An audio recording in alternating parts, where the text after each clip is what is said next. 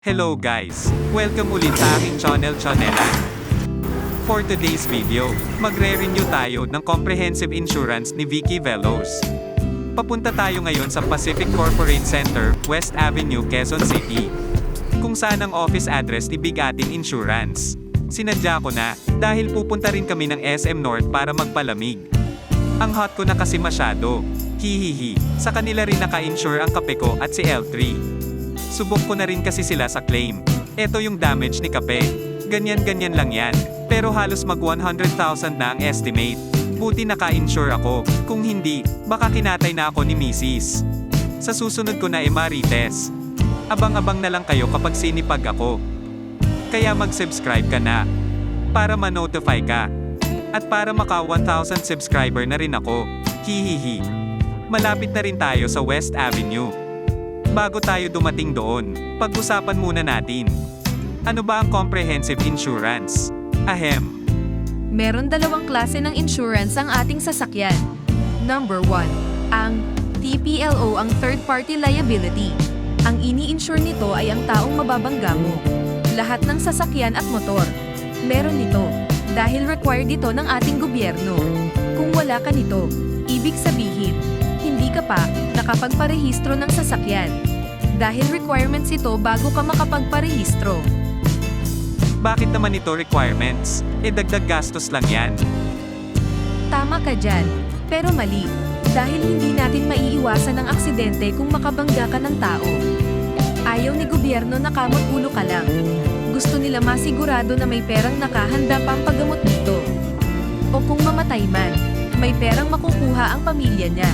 Siyempre, si insurance company magbibigay nito. Punta naman tayo sa number 2, ang comprehensive insurance. Kung sa TPL isa lang ang ini-insure nito, ang taong mababangga mo lang. Sa comprehensive insurance, 5 na. Kaya siya tinawag na comprehensive. Dahil mas malawak na ang kanyang sakop. Panoodin natin itong real life sample scenario. Dito makikita natin si ating Marites na tumatawid. Ayun na nga, nabangga, at may nadamay pang sasakyan. Sa ganitong senaryo, ito ang cover ni Comprehensive Insurance. Para kay ate at pasahero ng nadamay na sasakyan. Cover sila dito ng TPL at bodily injury. Kay Veloz naman, ang pampagawa nito ay cover ng own damage. Sa sasakyan naman na nadamay, ang pampagawa naman dito ay cover ng property damage.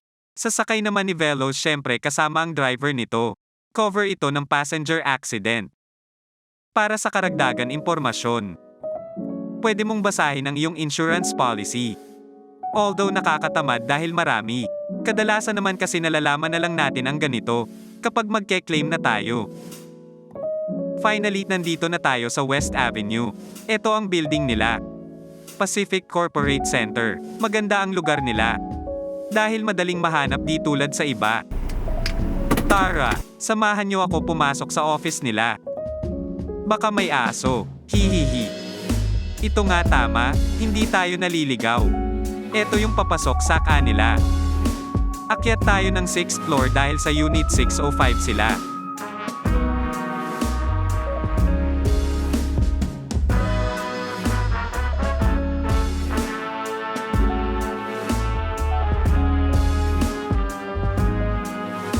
Finally, nandito na tayo sa office nila. Siya nga pala, hindi sila mismo ang insurance company. Sila ay insurance broker. Kapag sinabi nating broker, para silang middleman ni insurance company. Bakit ka naman sa kanila bibili? Di diretso ka na sa insurance company mismo. Ang kagandahan ng pagbili sa kanila, mas mura, dahil discounted rate ang binibenta nila, kesa direkta na published rate ang makukuha mo. Parang sa Metro Deal. At ang pinakamahalaga, sabi ko nga kanina, subok ko na sa claim. Meron din silang sariling claims department, na pwede kang mag-follow up. Actually hindi na nga, dahil meron silang online claims tracking sa website nila. May bonus pa. Mamaya ko na sasabihin. Ayan na ang bayarin. Siya nga rin pala ang agent ko. Si Miss Celeste. Tignan na natin ang aking insurance policy. Ang insurance company na pinili ko nga pala ay Standard Insurance. Ito din ang insurance ng Spresso ko. Ang tanong, magkano itong comprehensive insurance? Share ko na rin sa website ni Vigatin. Pwede kang mag-quote online. Google mo lang.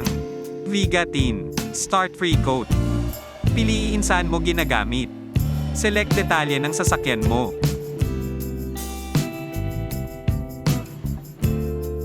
Lagay ang iyong detalye. May OTP rin sila. Enter mo yung OTP. Ayan na. Ito na yung list ng mga insurance company na partner nila.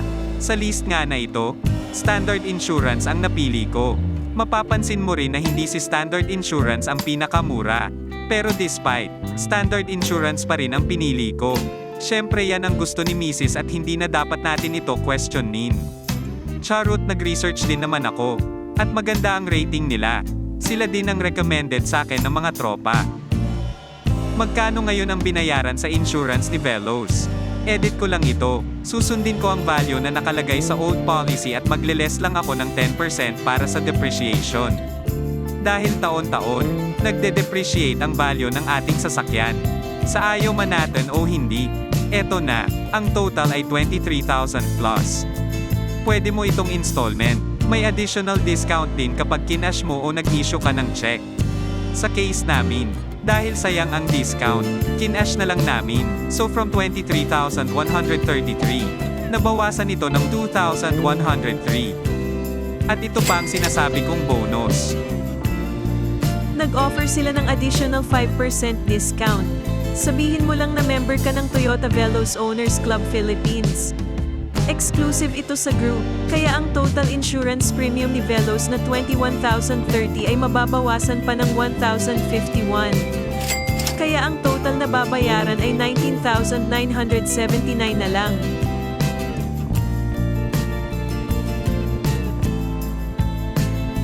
Yehey, tapos na ang bidyong ito. Tumakas ako at hindi nagbayad. Hihihi, joke lang bad yun. Gcash na lang ako nagbayad. Nasa paybill sila. Click mo lang yung bills, insurance, at hanapin mo lang si Bigatin Insurance.